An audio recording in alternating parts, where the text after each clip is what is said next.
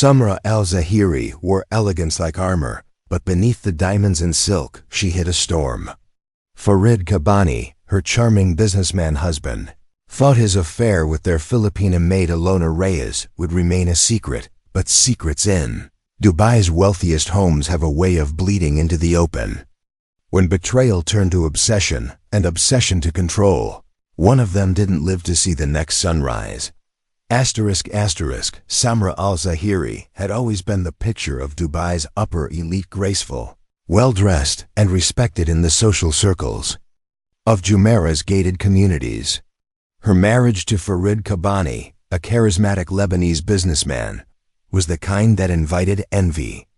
They hosted dinners that were the talk of the city, attended charity events in perfect coordination, and vacationed in Europe twice a year. But behind the closed doors of their pristine villa, something had begun to shift. It started subtly, the way it always does. Farid became harder to reach, arriving home later than usual, excusing himself from family outings for urgent meetings, and spending an unusual amount of time in the home office. Samera, who had always trusted her husband, tried to dismiss her unease, blaming stress and the pressure of business. The villa itself ran like a well-oiled machine, maintained by a team of staff who knew when to be visible and when to disappear. Among them was a new presence, Alona Reyes, a 24-year-old Filipina maid recently hired through an agency. She was quiet, meticulous in her work, and almost invisible in her movements. She avoided small talk, kept her head low, and followed instructions to the letter. Samera initially saw her as efficient and reliable, someone who made the household quieter, more orderly. But then came the observations that wouldn't leave her mind.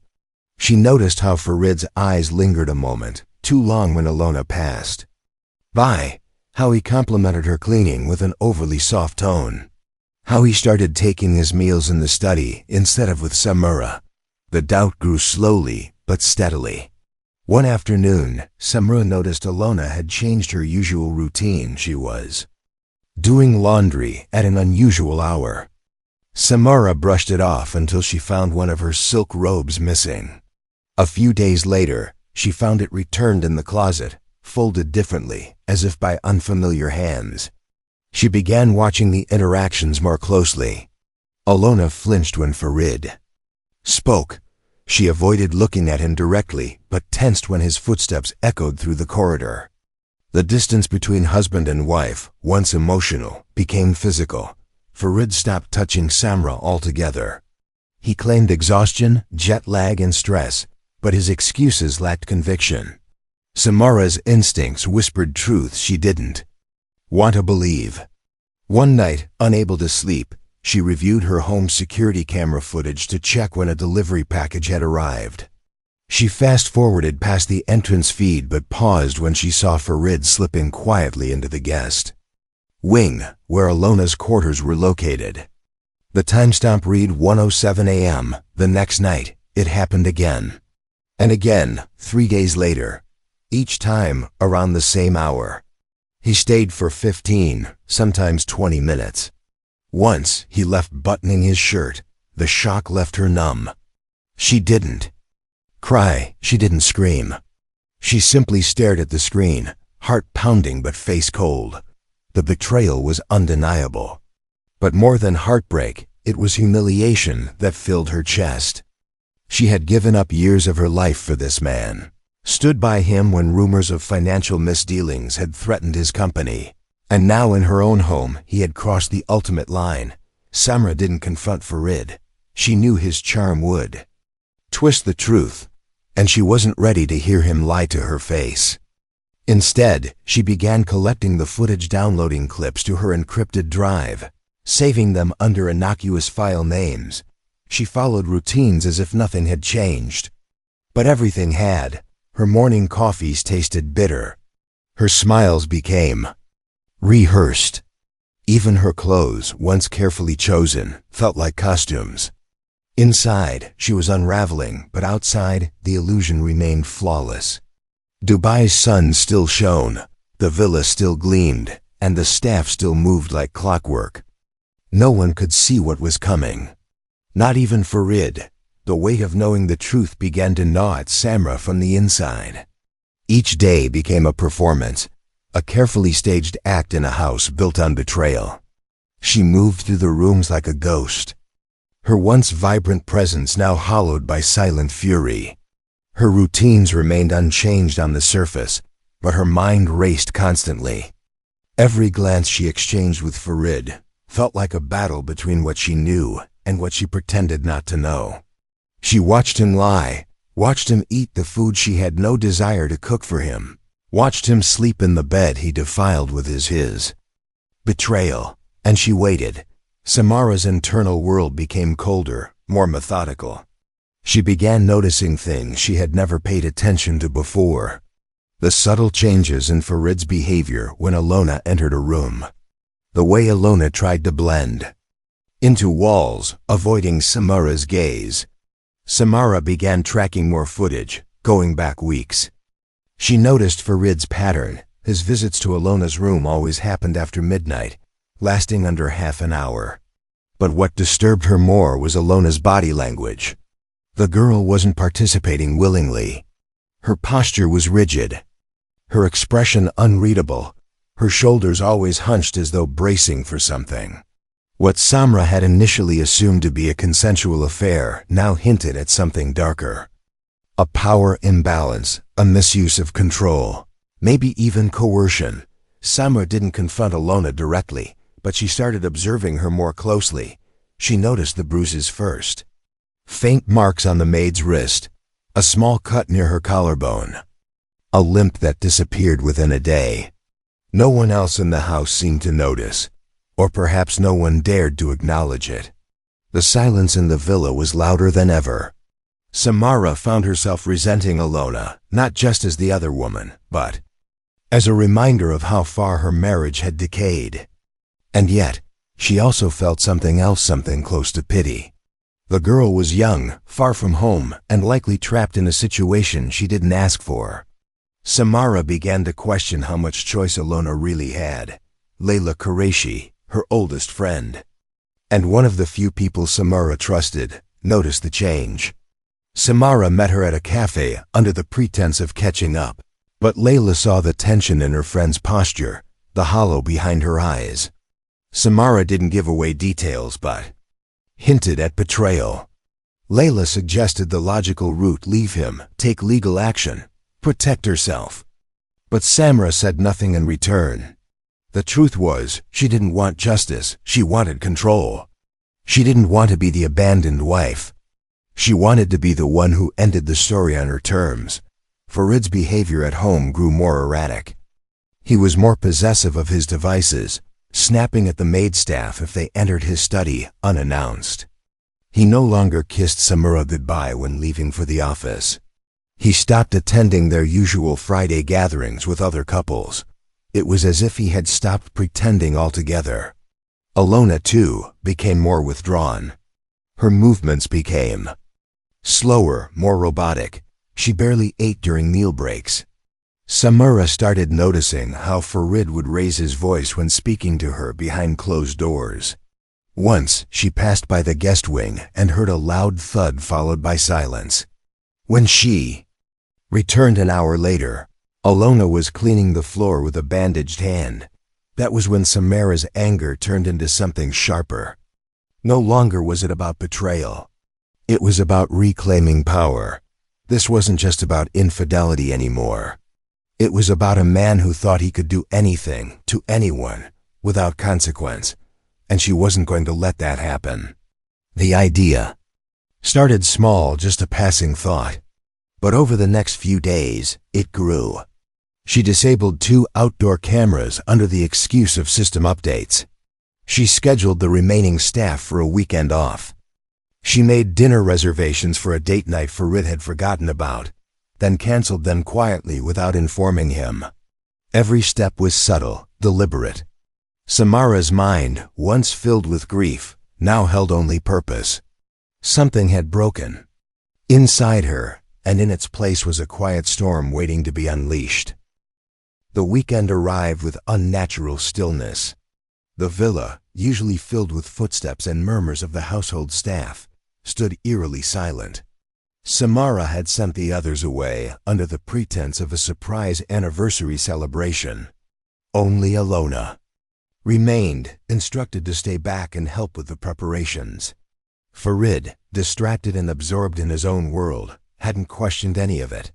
He barely noticed anything lately, too preoccupied with the lies he believed he was getting away with. To him, this was just another weekend. To Samera, it was the culmination of weeks of planning. The day moved slowly, the weight of anticipation pressing against the walls. Samera spent most of it moving from room to room, ensuring everything appeared perfect. She laid out Farid's favorite dinner, prepared the wine he liked, and dressed in the silk robe he once praised years ago, before his eyes wandered. As evening fell, golden light filtered into the garden, casting long shadows over the marble tiles. Farid arrived home around sunset, his demeanor casual, even smug. He looked at the set table with faint surprise and made a sarcastic comment about Samera's sudden romantic gesture. She simply smiled, a rehearsed expression that hid everything beneath. Dinner was quiet. Farid ate like nothing was wrong. Alona, as instructed, served the meal and disappeared into the kitchen. Her eyes were distant, her movements stiff. The air was heavy with tension, but no one acknowledged it. As the evening wore on, Farid grew drowsy, likely from the glass of wine Samera had carefully prepared for him. She watched him yawn, his body growing heavier, slower. It wasn't enough to knock him out, just enough to dull his senses. When he eventually rose from the table, muttering about stepping outside for air, Samera followed silently. The garden was their private space. A place once filled with laughter and shared dreams, now the stage for what was to come. Farid stood near the stone bench, scrolling on his phone, unaware of her approaching footsteps. Samera paused for a moment, her heartbeat loud in her ears. She thought about the footage, about Alona's bruises, about the months of deception, and about the life she had sacrificed for a man who threw it away so carelessly. What happened next was fast. Samera picked up the garden statue, small, heavy, a decorative piece that had been in their yard for years. She didn't hesitate. The first blow caught Farid off guard. He stumbled, dropped his phone, and turned in confusion. The second blow came harder, with more rage. He collapsed against the bench, a pool of red quickly forming beneath him. Samera stood over his body, breathing hard, her hands trembling but her mind clear. There was no screaming, no chaos, just silence. Inside, Alona had heard something. She rushed to the garden and froze at the sight. Her scream shattered the stillness. Samera turned, startled but composed. Alona's face went pale as she took in the scene. The broken body, the blood, the woman standing over it with dead eyes. She backed away in fear, but before she could flee, she slipped on the wet marble and struck her head against the garden wall. Samera rushed to her side, not out of concern, but necessity. Alona lay unconscious, a thin trail of blood near her temple. Samera acted quickly. She dragged Alona inside, cleaned visible blood, and placed a cold cloth on her head. Then she dialed the emergency number, her voice calm, controlled. She told the dispatcher she had woken up to screams, found her husband injured, and the maid collapsed nearby. Within minutes, police and paramedics arrived. Farid was declared dead at the scene. Alona, barely conscious, was rushed to the hospital. To outsiders, it looked like a tragic, unexplained accident. A home invasion gone wrong, or maybe an emotional outburst between husband and maid. Samera played her part well. Her tears looked real. Her confusion was believable. But in her heart, she knew the truth. For the first time in months, she felt peace, not the kind that came from healing, but the cold calm of knowing the monster in her home would never harm anyone again. Alona Reyes woke up in a hospital bed 2 days after the incident, her head bandaged, memories fragmented. The nurses spoke softly around her, and a police officer waited quietly outside her room. At first, everything felt like a dream: flashes of blood, the echo of screams, the crushing weight of something terrifying. But then came the fear. The realization that Farid Qabbani was dead and that she had been found unconscious near his body. Her head throbbed, but it was nothing compared to the anxiety pressing against her chest. She didn't know what Samera had told the police. She didn't know what the cameras had captured, or if they had captured anything at all. Detective Hadi Ramez had been working with Dubai's Criminal Investigations Department for over 15 years, and something about this case didn't sit right with him. On paper, it looked like an unfortunate domestic tragedy: an employer dead, a maid traumatized, and a wife distraught. But during his first conversation with Samera, he noticed her eyes. They weren't red from crying.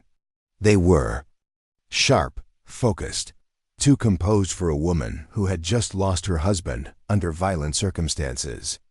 She recounted the night calmly, explaining she had been asleep when she heard a scream from the garden. She claimed to have found Farid bleeding and Alona unconscious. No mention of a struggle, no theories offered. Just a blank face and a neat timeline. The security camera system was the next thing Hadi reviewed. He immediately found something unusual. 2 cameras had gone offline for a period of exactly 95 minutes the night of the incident. One pointed toward the back garden, and the other near the hallway leading to the guest wing. Samera explained it away as a system error, but the timing was too perfect. He also noticed Farid's phone had been damaged beyond use. Dropped during the attack. Its screen shattered. The data couldn't be retrieved immediately, and the device was sent for digital recovery. Meanwhile, Alona remained under observation. 3 days later, she asked to speak to the detective. Her voice was barely above a whisper as she tried to describe what she remembered. It was all fragmented: a heated voice, a cry, a heavy object being lifted. She remembered stepping into the garden, seeing Farid collapsed, and then darkness. Hadi asked if she saw anyone else. After a pause, Alona said one word: "Madam." Her statement was tentative, confused, but enough to widen the scope of the investigation. Hadi returned to the villa, asking for access to more footage and household logs. He reviewed the past month's data and found that Samera had accessed the security system repeatedly, far more than any homeowner typically did. He also found that she had made multiple attempts to download and archive video files. This wasn't behavior driven by curiosity or routine surveillance. It was methodical. Then came the forensic report. The angle and force of the blows that killed Farid were consistent with someone of Samera's height and build, not Alona's. The blood spatter also suggested the attacker had stood over the victim, not in a panic, but with calculated force. No foreign fingerprints were found on the murder weapon, just smudges that appeared wiped. As the evidence began to form a clear picture, the digital forensic team managed to recover some files from Farid's damaged phone. Among them were explicit texts and voicemails exchanged between him and a contact labeled simply as A. The messages confirmed not just the affair, but revealed Farid's possessive nature. In one message, he warned the woman not to speak to anyone about their relationship. Others hinted at manipulation, threats, and guilt. The A in question was Alona. Hadi took this to confirm that Farid had crossed more lines than just adultery. The maid had likely been coerced or emotionally trapped, a victim herself. Combined with Alona's testimony and the inconsistencies in Samera's account, it became clear that this wasn't a random incident. It was a carefully staged act. The killer hadn't panicked. The killer had waited. The killer had chosen. A warrant was prepared. What started as a tragedy was now officially a murder case. And Samera Al Zahiri, once the grieving widow, was now the primary suspect. News of Samera Al Zahiri's arrest sent shockwaves through the upscale neighborhoods of Dubai. A woman once admired for her grace and composure was now paraded through headlines as a suspect in her husband's brutal murder. The story drew widespread attention: an elite household, an affair with a young maid, and a death staged to look like a tragic accident. But beneath the headlines, the truth was even darker and more layered. Samera, now in custody, showed no signs of panic. Her silence wasn't born of fear. It was calculation. She refused to answer questions without her lawyer present, maintained an expression of cold calm during interrogation, and denied all accusations. She claimed to have discovered the scene as she described before. According to her, Farid and Alona must have had some altercation that ended fatally. She insisted she played no part in it. But the evidence disagreed. Digital records showed she had turned off the security cameras before the murder. Her fingerprints matched the base of the garden statue that had gone missing from its pedestal. Trace blood was found under her fingernails. And the sequence of events, pieced together from multiple sources, pointed directly at her. More damning was the psychological profile built by detectives. Samera had the motive, the opportunity, and the control to execute a plan and cover it up without panic. She was methodical, emotionally restrained, and meticulous in detail. But even in court, her demeanor remained emotionless. She listened as prosecutors laid out the timeline, presented Alona's recovered memory, and introduced digital messages showing Farid's emotional abuse of both women. Alona Reyes, still under protective care, took the stand during the trial. Her voice was soft, but her testimony was powerful. She described how Farid had started approaching her months ago, first with kindness, then with pressure. He manipulated her, promising to help her family back home, threatening to cancel her work visa when she resisted. She detailed the nights he came to her room, the threats, the fear. She also described the night of the murder, saying she heard Samera's voice in the garden, angry, then silence, then the sound of something heavy striking against flesh. She remembered rushing outside, seeing Farid's body, and then collapsing after being struck in panic or to silence her. Though her memory was incomplete, it was enough to establish that Samera had been present and not asleep as she initially claimed. Her motive had taken shape: clearly humiliation, betrayal, and a deep, burning sense of control slipping away. But what disturbed people the most wasn't the act itself.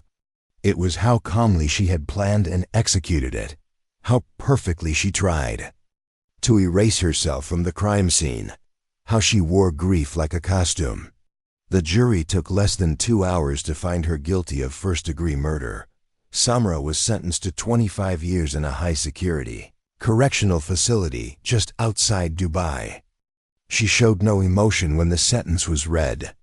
No tears, no outburst. Just the same cold silence she had carried since the night of the killing. Some believed she felt justified, that she had convinced herself she had restored balance. Others saw her as a predator hiding behind elegance and wealth. In prison, Samera remained quiet and reserved.